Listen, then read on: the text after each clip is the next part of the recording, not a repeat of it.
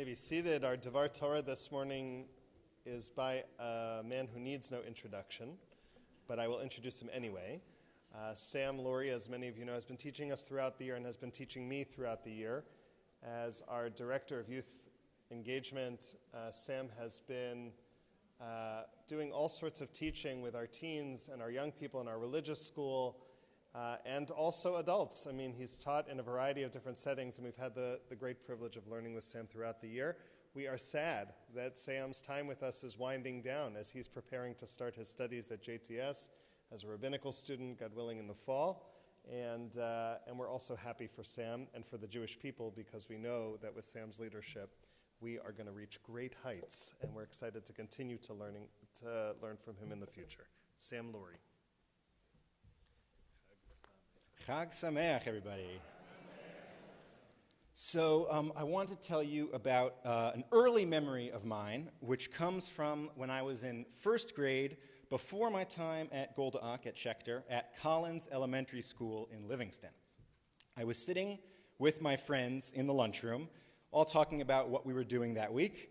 It was about this time of year, and suddenly, in the middle of the conversation, I leapt up onto the table and yelled out, "Who's going to shul for Shavuot this weekend?"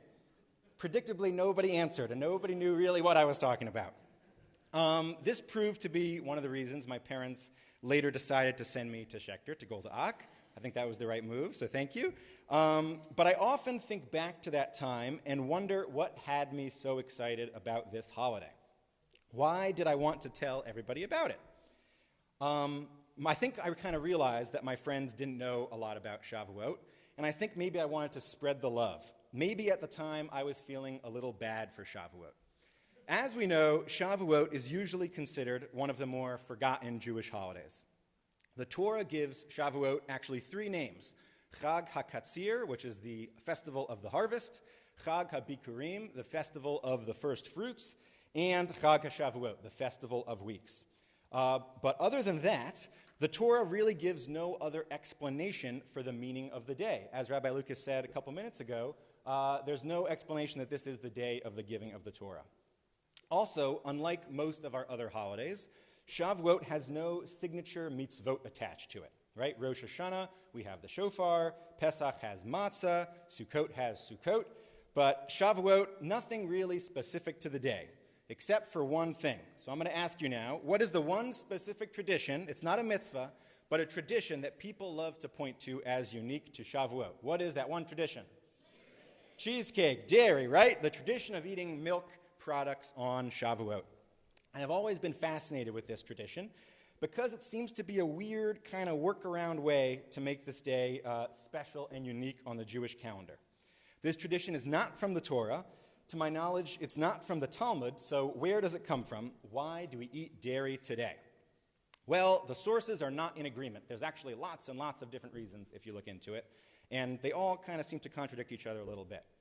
So one common answer is that today, the day the Israelites received the Torah at Mount Sinai, they returned to camp after the revelation to realize that all of their previously prepared meat food was now deemed unkosher, as it had been slaughtered and cooked before they learned the laws of kashrut. So, not wanting to take all the time to slaughter and prepare a whole new meal, they resorted to eating dairy, which required no special kashrut preparation. So that's one reason for eating dairy. Another kind of more mystical explanation comes from Menachem Mendel of Ropshitz, who points out that the gematria, the numerical value of the Hebrew word for milk, chalav, is actually 40, which reminds us of the 40 days and 40 nights that Moses spent on Mount Sinai receiving the Torah. That's reason number two. There's lots of other different reasons out there, but the one I want to focus on today, and the one I think is maybe the most famous, maybe that's because that's the one I've learned over the years, the reason that we eat dairy on Shavuot comes from a quote from Shir Hashirim, which goes like this: Dvash vechalav tachat leshonech. Honey and milk are under your tongue. The sages have long interpreted this verse to mean that words of Torah on the tongue are as sweet and sustaining as honey and milk. So that's very nice, but it doesn't quite add up for me, and maybe you agree. And that's because when I think of milk and honey quoted in the Torah or the Tanakh, I usually don't think of the Torah. I usually think of what? What is most commonly associated with milk and honey? The land of Israel, right? A land flowing with milk and honey. Eretz zavat chalav udvash. This phrase is repeated again and again in the Torah, and I actually counted. Israel is explicitly called a land flowing with milk and honey 21 times throughout the Tanakh, throughout the whole Hebrew Bible. So milk and honey used as a metaphor for the Torah, doesn't happen as much.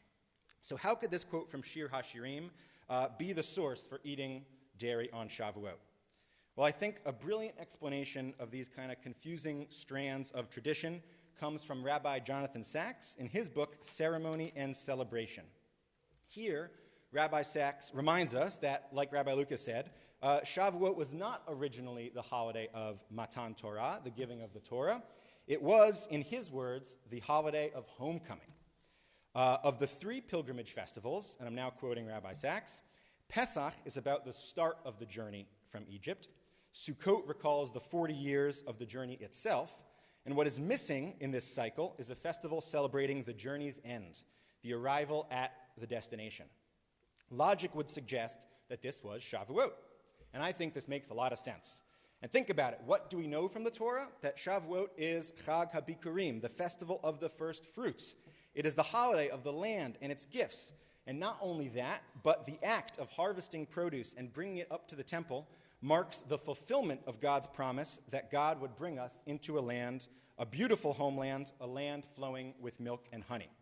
And yes, all the other holidays, have agricultural sides to it. Pesach is the barley harvest. Sukkot is kind of the ingathering at the end of the year. But Shavuot was the harvest, the big one, where the Israelites would bring those first fruits up to the temple and make a special declaration, thanking God for bringing them into Eretz Zavat Chalav Udvash, a land flowing with milk and honey. So to me, this is the best explanation for eating dairy on Shavuot. We do it to honor the land.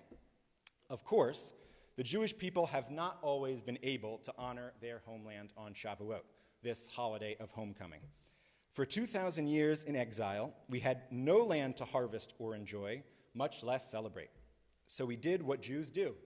We pivoted and celebrated Shavuot as Chag Matan Torah, the holiday of the giving of the Torah. Why did we do this? Because Torah, too, is a sort of homeland for the Jewish people. Rabbi Sacks also writes that the Torah represents, quote, the secret tool that kept the Jewish people alive without a land for 2,000 years. It is the portable homeland of the Jewish people. Everything changed again, however, in 1948. Today, for the first time in almost 2 millennia, we once again, thank God, have a land that we can celebrate. And of course, Baruch Hashem, we still have the Torah to celebrate as well. On this holiday, we often talk about how incredible it is that out of all the nations in the world, Israel was chosen to receive the awesome gift of the Torah. And we give thanks for that. We sing Hallel like we just did. We express our gratitude. But I would also like to add one other facet of gratitude, of thanks, and that is that we, all of us in this room, were chosen in a different way. Out of all the generations in history, we were chosen to live in this time where we are blessed to have both a Torah and a physical homeland. No other Jew from the last 2,000 years can say that. Yes, we have major challenges to face in both our portable and our physical homelands today. And often it may feel like we don't have reason to celebrate. But we are still here, we have Torah, we have Israel, and that is amazing. So let's take today to appreciate, despite the challenges, despite the difficulties, despite all the difficult things in the news, let's appreciate the immense privilege it is and the immense privilege we have to live in this time. When you eat your cheesecake at Kiddush in about, 20 minutes hopefully, right? Remember that you are the first people in thousands of years with this amazing opportunity to appreciate Shavuot in all its complexities. That is an awesome responsibility and an awesome gift. So let the milk and honey flow, and Chag Sameach.